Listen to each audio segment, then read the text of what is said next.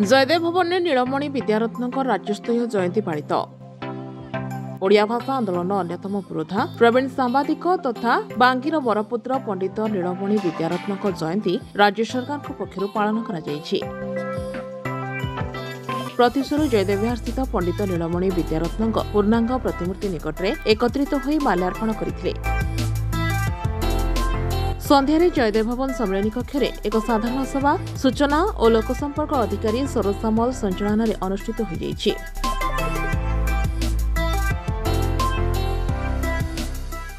ओडियात्व और भाषा ये सब क्षेत्र में सदमी एक संग्राम आरंभ कर देते संबलपुर हितैषिणी सी तो ओडिया भाषा साहित्य पर सेतबले तांकर एक अभियान आरंभ करते उत्कल दीपिका कारण ओडिया भाषा पर जो आक्रमण चलता सेतबले विद्यारत्न भाया जदि किसी व्यक्ति तांकर समस्त साहस संचय कर संग्राम आरंभ कर न थांते तांकर साहित्य क्षेत्र में सांबादिकता क्षेत्र में एवं तांकर विभिन्न लेखा क्षेत्र में ताले ओडिया भाषा ए प्रकार अवस्था न था तेणु सेपटे संबलपुर को उठी से पुणी जो सार वासुदेव सुधलदेव जी थे बामणा राजा से एक बड़ पृष्ठपोषक थे ओडिया भाषार मातृभाषार एवं तांकर साहाय्य नहीं संबलपुर हितैषिणी उत्कल दीपिका जो से भी ये ओडिया भाषा साहित्य को रक्षा करने ओडिया भाषा साहित्य को समृद्ध करने ओडियात्व को बजाय रखापी से भी संग्राम करते मान केवल गोटे 3-4 विशिष्ट पत्रिका जो माने बहु अवदान रही जाति माटीपाई तार सब संपादक तो से करते आज ओडिया जाति जागृत होर आवश्यकता रही तार गर्वित इतिहास परंपरा वीरत्व दिग्विजयर कहानी ये सब मन रखिकी जे आम एडे बड़ गर्वित जातिर दायद या भाविक निजे जदि समस्ते काम करेंगे तारे समृद्ध उत्कल निश्चित भाव हम से कि सन्देह नहीं। सांबादिक जगतर भीष्म पितामह सांबादिक जगतर उज्ज्वल तारका और सांबादिक जगतर प्रतिष्ठाता यदि सारा ओडिशा क्या गणा से होती पंडित नीलमणि विद्यारत्न नीलमणि कथा प्रति घर हूँ कौट जन्म होता जन्मस्थान वैदेश्वर और सी शिक्षकता करते गोपीनाथपुर और ता मध्य जो महानदी पर जो टी सेतु होती टी सेतु तो जितेबाला है तो सर्वसाधारण विरोध करा टी सेतु को किसी लोक भी कथबार्ता करते बोधे तामिल सेतु तेणु कथा परिवर्तन हो पंडित नीलमणि विद्यारत्न प्रति उपयुक्त सम्मान मिलू तांको यथामान्य सम्मान मिलू बांकीवासी और बांकीर जेते युवक छात्र एवं महिला बुद्धिजीवी सांबादिक जो मैंने अच्छा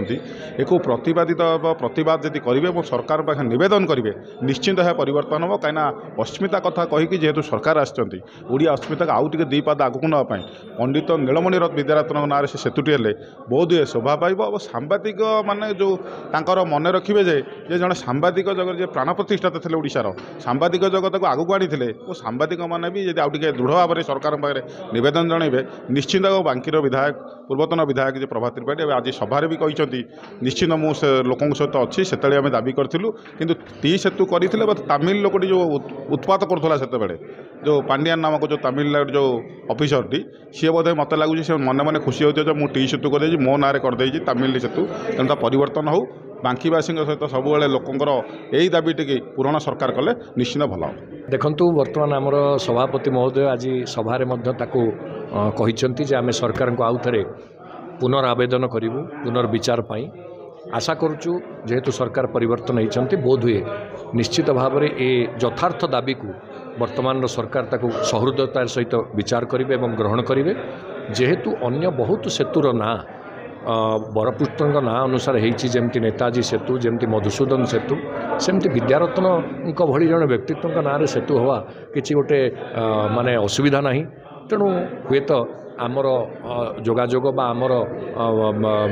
कहिबारे जुक्ति रखिबारे किछि उणा रही जाइथला भाबुचु वर्तमान सरकार ताकू सहृदयतार सहित विचार करी ए सेतुर नाम को पुनर्बार बदलैबे और विद्यारत्न सेतु रखिबे। निश्चित भाव में आम तो एक कथा को आज कहलु जे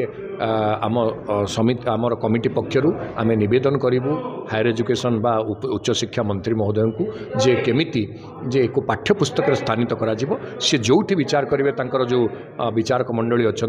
हाईस्कल स्तर में हो कॉलेज स्तर में हो बा सांबादिकतार पाठ्यक्रम हो विश्वविद्यालय स्तर में जो स्तर में भी विद्यारत्न सबु स्तर में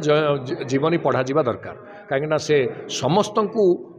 प्रेरित करवा एवं प्रभावित करिवार व्यक्तित्व तांका पाखरे थिला प्रतिभा थिला तेणु समस्ते ताकू जानिबा दरकार। तेणु आमे आशा करिबु जे आउ थरे आमर उद्यम निश्चित फलप्रसू हो।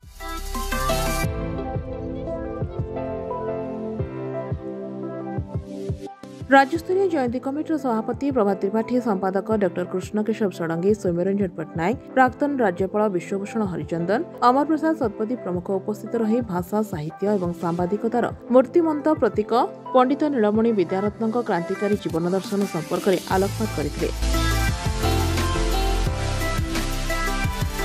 भुवनेश्वर निरंजन साहू रिपोर्ट, आवाज मीडिया।